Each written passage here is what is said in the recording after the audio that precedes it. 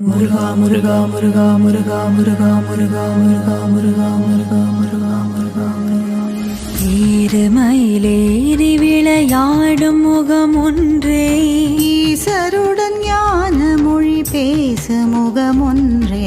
கூறுமடியார்கள் வினை தீர்க்கும் முகம் ஒன்றே, குன்றுருவ வேல் வாங்கி நின்ற முகம் ஒன்றே,